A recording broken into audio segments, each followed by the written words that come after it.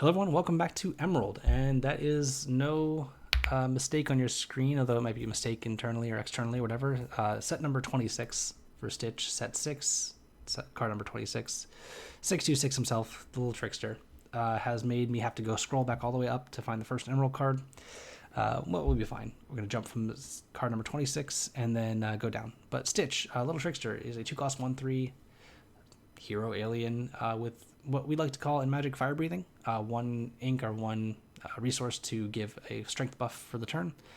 This card's solid. I think that this one, even devoid of shift potential cards like Rockstar or some of the Emerald Stitch cards, which we will get to in a little bit. Yeah, it just trades. If you really need to trade with something, you can trade with it. You can trade with anything, really, depending on how much ink you want to put into something. And, off the top, this can just, they play a Tamatoa, and you're late in the game, and you just draw this for the turn. It's not completely dead. It can probably kill that Tamatoa next turn if you have 7 ink. So, worst case scenario, it trades with pretty much everything. This is probably the definition of a 3. It is a solid role player. It is a fringe card that it goes into a lot of decks. I think if you want that type of effect, it's not bad. It's not great. It's a solid middle ground, so it's a good place to start with Emerald. So I think they got some good cards, but not too many this expansion. But certainly one of the ones I'm excited to have in the game. I think this is a good card to exist as far as like what the game should be about and what the card effect should be. No, you can't use this on your opponent's turn. It is only during your turn you can activate abilities, so it can't be used defensively. But really good at just trading, and I love it. Perfect card. All right, next up. Jasmine, Royal Seafarer. When you play this card, exert a chosen damaged character, or chosen opposing character gains Reckless. Okay, so kind of like a Lyle, but also can just tap things, which I'm kind of getting mixed signals on what colors exert things, what colors don't. There's been, I think, just this one is the one outside of Amethyst that exerts things, right? Very strange to me that this has this ability in Emerald. I think there's one more action that maybe does this, but I can't recall off the top of my head. But it is fine to hero, princess. Card types are relevant. I'm giving this one a 2.5. I mean, I think Jacques is a better card than this. The 1/4 that gives Reckless out of set 4, I think. As its only ability versus 2 abilities, the 2 lore and the extra 2 lore and extra willpower is more relevant than the ability to exert a damaged character. Yeah, fine card. Unless Jasmine and or princesses / heroes are really relevant. Not thrilled, but it's fine. Next up here, Captain Hook, Underhanded. I get it. He's got 1 hand, not 2. Anyway, while this character is exerted, opposing pirate characters can't quests. Yeah. Okay, so they can challenge him for sure. But whenever this character is challenged, you draw a card. Okay, so this character is not that bad, right? It's a middling pirate character. It has some relevant abilities, while it's exerted. This, in conjunction with one of the steel cards that we'll get to eventually, I think Captain, I don't know the name, Amalia. I don't want to say Amalia because that's a different card, but Captain A, I forgot her name. She's an Enchanted. We'll get to it later. I think says pirates can't challenge your character, so there's a chance you can lock out all your opponent's characters that are pirates if you have this and that in play. Fine card. I think it's a fine 2.5, 3. It's gonna get a 3 just because of the pirate synergies. I think it certainly could be good in pirate-based decks, and if you can protect it, it's pretty good. And also just a 1/4 that win challenge, you draw a card, replace itself, so it's not that bad. Yeah, it dies to a lot of removal, but whatever, it's fine. I like it. Captain Hook's cool. Certainly could see play. I don't think over a lot of the other 3-drops that are being played, but it is inkable, which a lot of the other 3-drops that are played in this color are kind of uninkable. So, Diablo, Prince John, Captain Hook can maybe fit in where you probably will ink it most of the time, but it's fine as filler. I mean, you don't want to play Ursula in your deck, but we'll see. Next up here, the Emerald Shift Stitch, one of the first cards we saw from this expansion, which I really am not thrilled with the templating of a lot of the shift characters they use with abilities.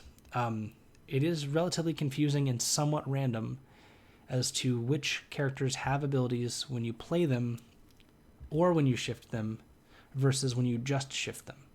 I think that this character, the Minnie Mouse, that the Trumpeter that puts a character on top of your deck, they're restricted to only when you shift them, so you don't just play them and get the effect. But I don't like that there's no real rhyme or reason other than potential power level as to why you care about whether it's been shifted or simply played. I would much rather designed cards be good or have maybe more of a benefit when you shift them, but still function when you play them just for playing them, because this is a pretty poor top deck when you don't have other Stitch in play. So, especially being uninkable. I think if this was inkable, I could see justification for the shift clause being part of it. But the fact that you can't even just play this when you don't have another shift Stitch in play and not get the effect is kind of lame. It's not a very good card. I'm giving this a 1.5, honestly. If it was on play, not just shift play, it would be much higher. But the fact that it's, again, uninkable and you have to shift it to get the effect, and the body's not that impressive, I'm not here for it. Love Stitch, but not here for it. All right, Go Tamago, Darting Dynamo, evasive 2/2. 2-cost 2/2 evasive is a card I've considered playing. I think there was a Daisy Duck in the previous set that had the same type of effect. When you play this character, you may pay 2 to gain lore equal to the damage on chosen opposing character. This could do a lot, right? Your opponent just had a character Zeus, Robin Hood maybe, has 5 damage on it, or they just traded in, they sell something in play, you play this for 4 and you gain 5 lore? This card's scary. I'm not certain like how great it's going to be, because this is actually a really good designed. I really like the Emerald kind of kicker cards. We're going to call them kicker because everything in every game is kicker. When you play this card, it has a face value kind of effect where you just get the lore, the costs, the stats, the evasive, and the lore. That's great. And then has this bonus effect here. Kind of when you draw it later, you can do something else. It's kicker. Originated in Magic a long time ago. I use a lot of references from Magic because it's where I'm from initially. But yeah, this card is very powerful. I think this is a solid 3.5. I'm not certain it's going to fit into a ton of decks, but this one's pretty solid. I mean, any kind of aggressive deck where, they make a profitable trade into it with into one of your characters with a Mim Fox, and they have a Fox still in play with 2 damage on it, and you play this on turn 4, gain 2 lore. It's fine, right? It's good. Like gaining 2 lore in Emerald and aggressive deck, sure. I could see this being good in maybe Amber, Emerald, maybe some kind of deck that's really aggressive in that sense, and then you just use this to help close out games. Really good at closing out games, because usually how people kind of try and take over the game is by challenging, and if you have big things that they have to challenge into because they need to take them out so you don't quest them, then you play this as a follow-up, or again on turn 2 because it's a fine evasive character that quests, and you can trade with Diablo, which is fine too, except if they have, I guess, Cove, but still you can then take out Cove. But yeah, this card's pretty good. I'm excited to see how many decks this fit into, because it is a solid aggressive Emerald character, which I really like the direction they took for some of these aggressive Emerald characters. They're not super high rated. They're not going to be like the 4s and 5s in the set, but yeah, big fan. So this one, Honeylemon, Chemical Genius. All right, 2-cost 1/1, 2 lore. Okay, so the stats aren't too bad. When you play this character, you may pay 2 to have each opponent discard a card. So 2-cost 1/1, 2 lore is a little overcosted, but the ability to be a 4-cost 1/1 that makes your opponent discard. Yeah, we've seen Daisy Duck, I think, in Amber with a 4-cost 2/3 that has quest for 1 that makes your opponent discard. It's functionally similar. I think this card's a 2.5. It's not as impressive as the previous card, but it is still a solid role player. Playing on turn 2 and being aggressive, or just randomly taking out an extra card late in the game. We've seen Anna, which the uninkable 2/3 from set 5, do some work in that same regard. We have more discard effects in the deck, and you don't want to have to rely on being paired with Amber to get a critical mass of them with You Have Forgotten Me. This is kind of compounding that in the discard realm, and yeah, it's a fine card. I think it's solid. It'll be played in some decks. Again, aggressively slanted ones, much like the previous card we saw, but for sure. Next up, one of my favorite ones in the set, Fred. 1-cost 1/1, 1 lore. This reminds me of Leper Gnome from Hearthstone. I Feel Icky. It's a 2-cost 2/1 that when it died dealt 2 to your opponent. So a very similar type of effect. Sure, this one gets stormed. Not very fun that it gets stormed and doesn't get a bonus effect. When it's challenged, you gain 2 lore. It's probably going to die by anything that challenges it. Honestly, there's not much that's going to challenge this and not kill it because it's got 1 health, but you never know. Maybe you have a Pride Lands or something that buffs it, like Rapunzel's Tower. Solid card. Really, again, punishes your opponent from trying to challenge you. Easily can be a card that always gains 3 lore. I like it a lot. I think this one's a solid 3, maybe 3.5 even. I'm going to give it 3.5. I think it's really good for aggressive Emerald decks. Maybe Amethyst Emerald aggressive decks are going to play this card. It does only gain 1 turn, so it can kind of be ignored like a Pascal or an evasive character. But if your opponent ever does try and challenge it, it's going to be pretty impactful. So big fan. Love all the big hero, big hero 6 cards that are like this and have the added bonuses. So yeah. All right, Toodles, Lost Boy. No synergies, no nothings. This one's getting a 1.5, even though other 1-cost 2/2s will get a higher rating. No synergies, no nothing. Moving on. Playable, but nah. Dawson, 4-cost 3/4 2 lore, getting a solid 1. Moving on. No need for this type of effect in the game.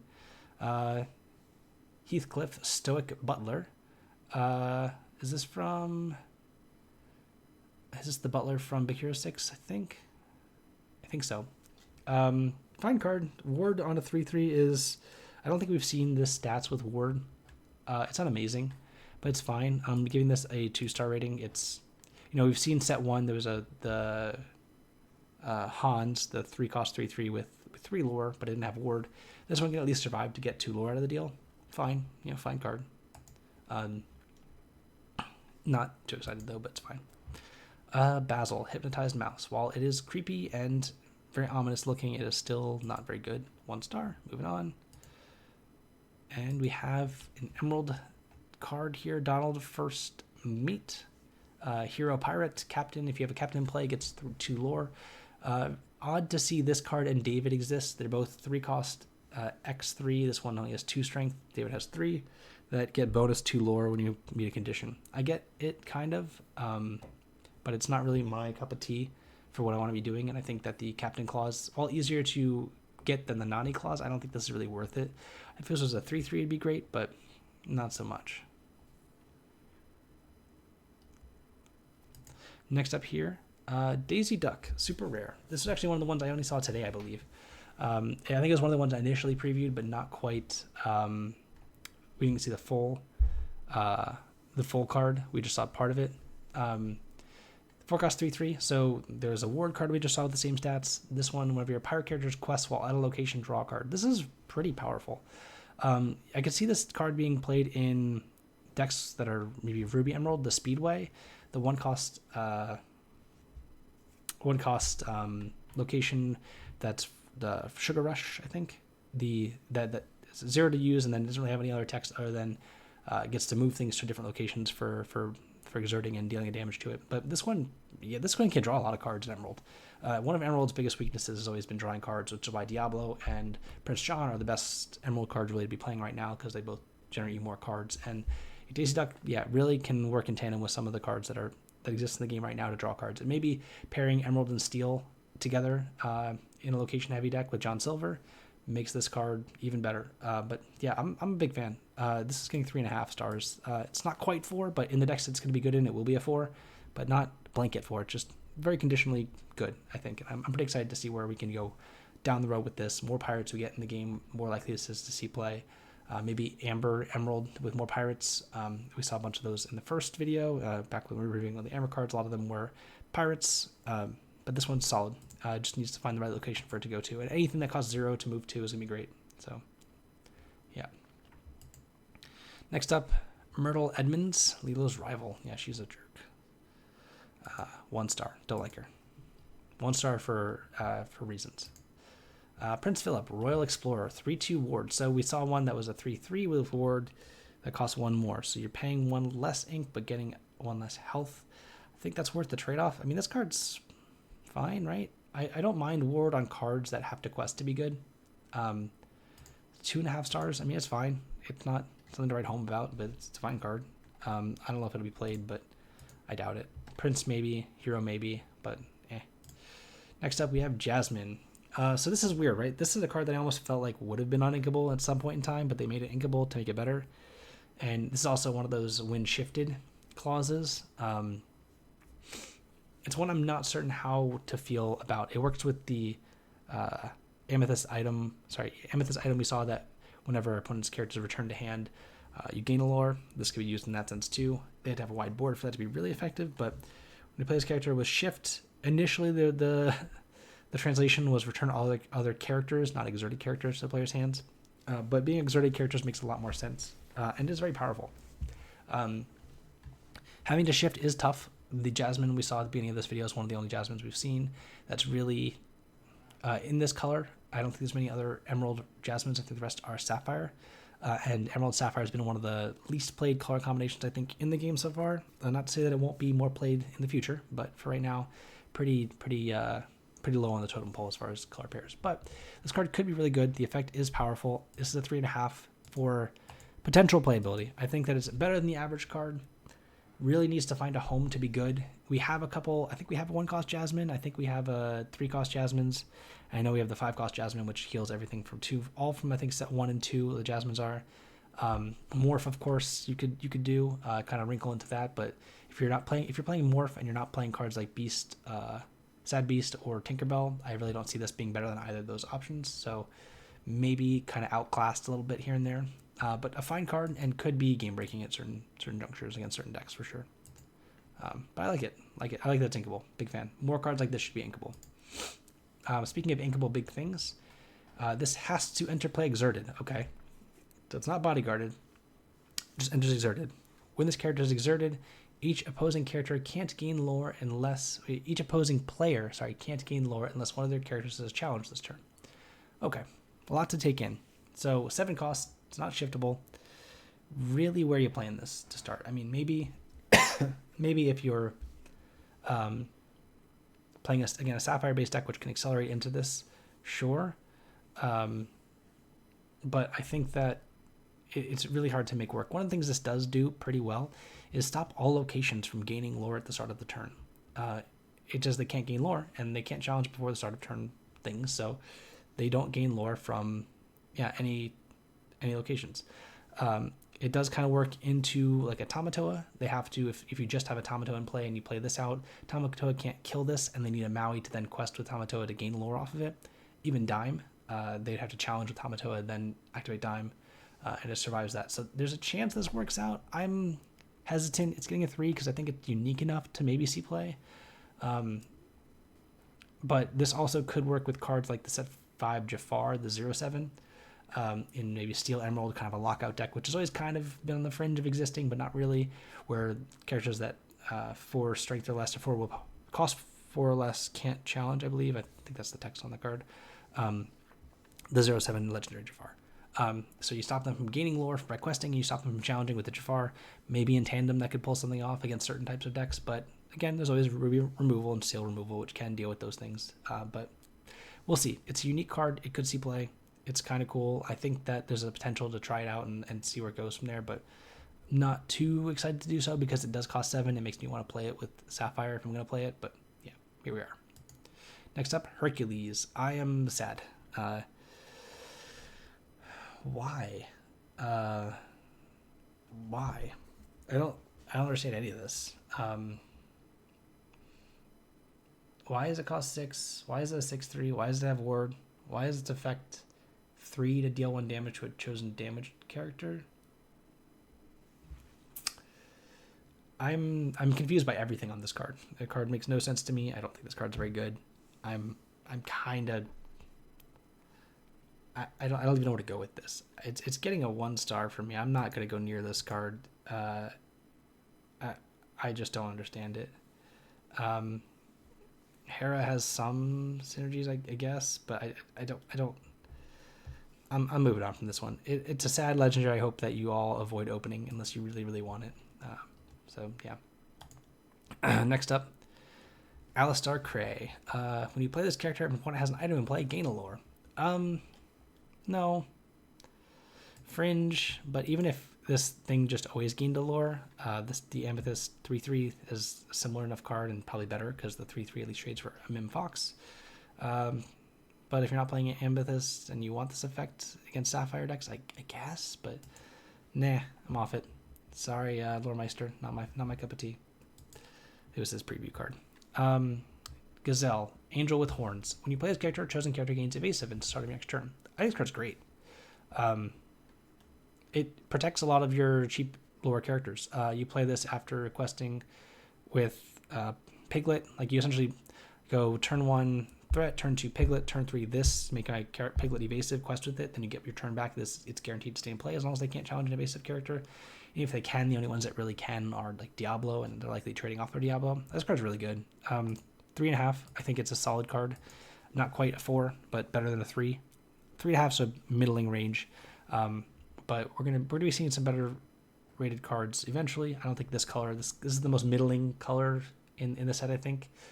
So sorry if there have been too many bangers, but there's only been a couple cards that have gone above 3.5 right now, and that's I think Genie and Lilo. There is some higher ones we'll get to in different colors.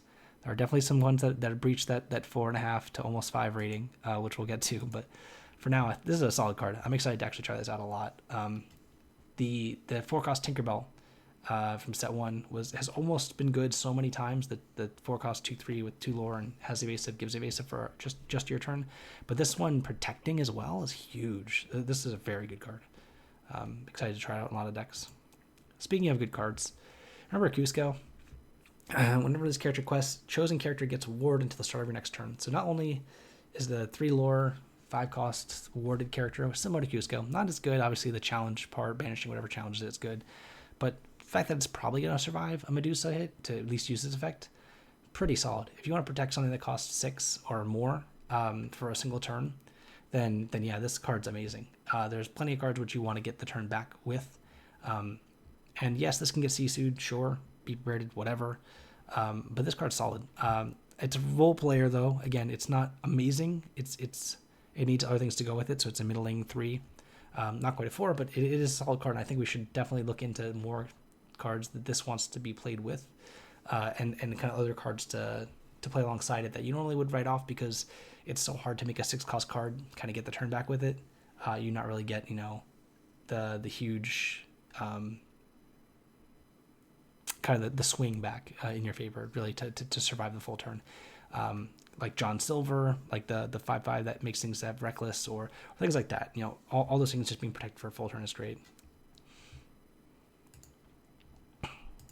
Next up here, during your turn, whenever a card spends your inkwell, chosen opposing character gains reckless. It's fine. Yeah, I mean, you can definitely do. It's very similar to Lyle. I don't think it's as good as Lyle, so I'm giving this just a 2. It's not. Moving on. Basil. I forgot this one existed. The previous Basil we mentioned, the 3/2 has a shift target off that. Not ideal because it's a 3/2 for 3. But Basil, yeah. So during your turn, whenever you put a card into your inkwell, you pay 1 to make someone discard a card. That's pretty strong. Yeah, I'm a little scared of this card, right? This card's always been a bit omnipresent. You can play this card as early as turn 4 with Fishbone Quill by itself. And definitely again, I think of all the color pairs that got something from this set, I think Sapphire Emerald has gotten the most, honestly, which is kind of funny because it is the worst color pair going into the set for sure. But this card, yeah, being a threat on its own, surviving Medusa on its own, being a fine card to play on 7 functionally. Essentially, you play this for 6 ink, play your 7th ink, and then make them discard. Think of it as a 7-cost 4/5 that makes your opponent discard when you play it, and then discard every turn after. It works with Fishbone Quill as well. Sure, you play it on turn 6. The next turn after that, make them discard 2 by just putting 2 cards in your inkwell. Solid card. I'm pretty impressed with it. I'm not quite sure I want to give this a 4. It's the closest we've gotten to it. I'm going to give it a 4 because I think it's the only one that actually gets to the 4 ranking in Emerald. It's probably the best Emerald card. And I thought this was a super rare. It's uncommon, which is kind of cool. But this is the best one. This is one of the best cards in the set for Emerald. It is just very impressive early if you shift it on top of a morph and get the discard going then. Or late if you're able to ramp and keep going. It has a little bit of anti-synergy with Clarabelle, but it is still very strong. Making you put a discard card is always great. So very strong card. I'm excited to try this in a lot of decks, but I'm also not excited to play against it a lot. So we'll see. Olivia Flavorsham, the Toymaker's Daughter. These cards have been fine. Giving it a 2. It's aggressive. It's whatever. I mean, it's pretty good with the Gazelle we saw, being a 3 lore quester that you can play on turn 2, then protect on turn 3. Fine. I'm going to see if anyone wants to fight me on this one here. Bend to my will. Each opponent discards all cards in their hand. I think this is close to unplayable. I don't think it's very good. I think it looks really good. I think we're very scared of it because we hate discard, right? Everyone doesn't like discard because they want to play the game. They want cards in their hand. I don't think this card's very good. It's just not there. It's It's not something I want to top deck. It's something that's hard to set up because it's a 7 cost uninkable in my hand. For me getting wrecked by it occasionally, I'm going to give it a 1.5. I think it's a 1. I don't think it's very good. I think I was more scared of Prince John's Mirror than anything else than this card. And Prince John's Mirror has done absolutely nothing. I think, yeah, there'll be times where my opponent plays this and I wasn't expecting it, and it'll just get me. But imagine playing this card and your opponent has a Hiram in play. Like, what are you doing? Like, discard your hand. All right, fine, I'll just draw 3 my next turn. Imagine playing this into a Clarabelle. Imagine playing this into a top-decked Honeworld or an Ariel or a board full of cards. I don't know, doing nothing for a full turn on 7 ink is horrendous. You're just going to die. Sure, you can maybe ink it sometimes if you have Quill and you're playing Emerald Sapphire, but I don't know. Sure, maybe if you play this on the same turn as you are able to whole new world them, where you get to have 7 cards and they have 0, maybe that's okay. But again, I don't know how that's going to work out. That seems like you're asking a whole lot to go right in your favor with 2 uninkable situational cards that don't impact the board. That's a lot to ask. I don't see it being a problem. I think everyone lost their mind at first, but then we should probably get to our senses and just realize it's not very good. Moving on. Prepare to board. Get the +2. We've seen this before. It's not playable. Not what I'm looking for here. Here's one of my picks for one of the best cards in the set for Emerald. Heffalumps and Wazzles. Heffalumps and Wazzles. Chosen opponent character can't quest. Draw a card. This card's great. I don't think it's quite a 4 because I don't think the songs really get to be 4s. Except for like Storm and Strength. Those are the best 2 songs in the game, except for Honeworld, I guess. Be Prepared doesn't really count as a song. It's not. Like, the song part of it's a downside, honestly, on Be Prepared. This card's amazing. This card is really what I think a lot of kind of Sapphire Emerald decks have been missing, are ways to stop your opponent from winning the game. They don't have removal, so they just kind of ice down a card. It's really like what it really reads as gain some health, draw a card. If you look at other card games, it's like a healing salve, cycling life gain, and it's pretty great. You can sing, sure, double sing with whatever, I don't care. Like, just playing it on a Daisy Duck, it's fine. Like, you just gain 2, essentially prevent 2 lore from being gained as gaining 2 health. If you look at it the same way, stop it. You can stop a Hiram from gaining lore and getting 2 cards. You can stop a Tamatoa from rebuying stuff. You can do a bunch of things. The card's great. I think it's going to see a lot of play. It cantrips for whatever reason. It's very strong. I think I would like to see this on a 1-cost card that doesn't cantrip maybe, but maybe there's some risk at that. But adding draw card to everything this early in a card game is a little bit scary to me, but we'll see. But yeah, it's fine. Mosquito Bite. Put 1 damage counter on chosen character. So I found out today, and I will admit to something going wrong on one of my games in Las Vegas. This gets around, this and the move damage around thing gets around resist. I didn't know that. My opponent played a 5-cost Bell in their Blurple deck, I believe, and moved damage onto my Cinderella, and we calculated it as though it had the damage reduced by resist and didn't kill my Cinderella, which probably changed a bit of the game. I didn't know that. They said it worked like that, so I believed them. I was like, all right, cool, that's not bad for me. I'm not going to question it. But apparently this stuff gets around resist, so it's fine. This card's pretty good. It's not amazing, 2.5. It's not auto-include. It's a fine include. So this is like a reasonable card, it being inkable. I was wondering if we we're ever going to get this type of effect. Basically, 1-cost inkable, deal 1 damage card. Because in a pinch, this can finish something off. Again, getting around resist is pretty big in some situations. Dealing with Lilos, dealing with Maleficence, all these things costing 1. Sure, it doesn't deal with Cinderella, but yeah, it's pretty sweet. I think this card's fine. It'll probably see some play, but not amazing amounts of play. Obviously, dealing 2 would have been the most amount you want to do. That's Fire the Cannons. It's great, but dealing 1's fine. Cool card. Glad it exists. You Came Back. I love this card. I hate the Enchanted so much more than I thought I would. I really wish... The reason why I hate the Enchanted is because the Enchanted version does not have the flavor text of Nobody Gets Left Behind. That's one of my favorite lines in all of that movie. That's one of my favorite movies in all of Disney. It's probably my second favorite movie is Lilo and Stitch. My first is Aladdin. But Stitch is my favorite Disney character, and Nobody Gets Left Behind is one of his best lines. And I'm sad that they took that off the Enchanted card. But yeah, Big fan of this one here. I think you can use a lot of different card effects like Robin Hood, the Ruby Robin Hood, I should say, to kind of ready this again and go through and digging more cards in the deck and quest again. Really want to use this with quest abilities, cards like Mufasa or Robin Hood. It being uninkable is a little bit of a hindrance. It might not be quite good enough in that sense for the uninkable count, but solid card. I think it's not to be underestimated, and it is very different than the Ruby version. It's being able to quest twice with a bell or something like that, 5 lore, could be huge. And being able to find a deck that can make the best use of it could be really powerful, but who knows? I'm going to give it a 3. It's a role player 3.5 because it could be very good, but the right deck really needs to be found for it. And being uninkable is a big hindrance because a lot of the cards you want to play with it are uninkable as is. So we'll see if we can figure it out, but I'm not holding my breath. Well, I'll try it eventually. All right, rounding these out here. Megabot, kind of like Megapint, but different. Exerted, you can banish an item or banish chosen damage character. Kind of cool. You can't use it immediately, so it's preemptive. 2, it's the delayed action of it and being uninkable is a bit too much for me. Moving on here, Galactic Communicator, banish this to return something to 2 or less. If you really care about items, sure, but this is worse than like a Cloud Kicker. Let's get a 1 from me. I'm going to move on.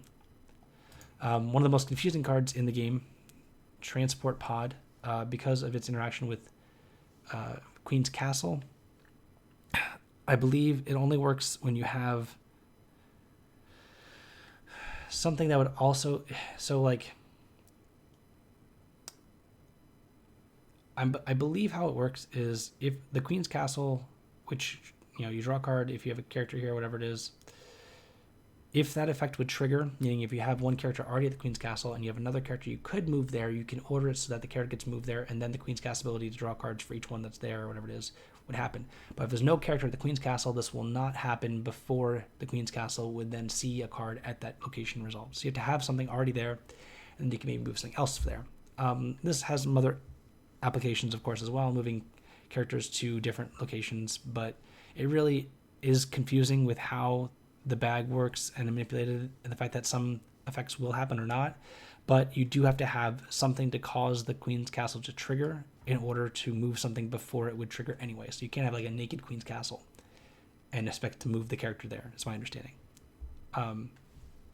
Yes, it is a check, but it has to have triggered. Very similar to how the Genie in Amethyst works with Clarabelle, the big Clarabelle, that if you have less cards, the Clarabelle has to have been able to trigger, meaning you have to have less cards at the start of the end step for it to even trigger, to order them in the way you want it to. It won't just trigger blindly and then not do anything, and then do something after the Genie happens. But yeah, that's my understanding. Feel free to debate me on that one. I would love to get clarification from that. But as it stands, it's way too complicated for me to want to give it any higher than that. But yes. Moving on. Tilt your head sideways once more. Whenever a character is challenged while here, each opponent chooses and discards a card. It's kind of like the library, but in reverse. Discarding is always a bit more powerful than drawing in most situations. It's a fine card. I think it's a 2. Maybe in some Ruby Emerald locations decks could be cool. It certainly, has some place, but I'm not certain I really know where to put it. There's a lot of competition for the 3-cost cards in Emerald, but there's always room for some that get around cards like Be Prepared and other types of removal. So this could be played. I don't expect it to do much more than be a 3-cost 8 willpower location most of the time, with sometimes an upside, but more often than not, it's going to be fine. 2 stars. And next up here, one of the interesting cards. For each character you have here, pay 1 less for the first action you play each turn. Whenever you play the second action in a turn, gain 3 lore. Really interesting, right? It doesn't cost much to move things there. So essentially, when you play it for 3, if you have 2 characters out, it's not going to do much of anything unless you can sing twice immediately. Which you could. You need to have a 1 and a 2-cost song, which 1-cost songs, maybe you have a Cinderella in place, so it could be a 2 or less. But this could be pretty good in the Emerald Amber songs deck. It could be a way to end the game. That deck has always struggled with that. And cost reducing the songs, while it doesn't work with singing, I believe. I don't believe that a Singer 6 can sing Under the Sea, or a Prince Naveen can't play an Under the Sea if you have 2 things at this location. I don't believe that's how that works. But for either which way, the gain 3 lore part is pretty big. The fact that it doesn't have lore on its own is a little bit rough. The 6 willpower is also a little bit rough because it ties to Maui. It's the Maui test for locations. But it's an interesting card. This gain 2.5 for potential role player in a very song-based Emerald deck. And it's a cool card. I like that they're doing things like this, cool build arounds that you could kind of make work, and also cost reduction on some cards that we don't really get to see too much cost reduction on. I'll be able to play more than one thing in a turn. If you have the ability to move a bunch of things to this location for free, kind of cool. You could do something like with 1-cost actions or anything like that. You have the carpet, the Amethyst carpet can move things for free here, so you can kind of get a bonus on that ink exchange in some ways. But yeah, solid card. Definitely interesting to try and build around. I don't know if I'll be too inclined, but it is uninkable as wise, kind of not getting a higher thing. I think it'd be, if it was uninkable, really interesting, but as it stands, not so much. But that's wrapping it up here for Emerald, but we'll be right back here in just a little bit with Ruby. Ruby's coming up next, so tune in, and I will see you guys in just a minute. Thanks for tuning in. Let's get with one more best card for this color pair. I forgot that part. Apologies. Basil. I think Basil is the best Emerald card. I think others may play bigger roles, but Basil is definitely, I think, the best Emerald card, and it's only uncommon, which is cool. But see you then.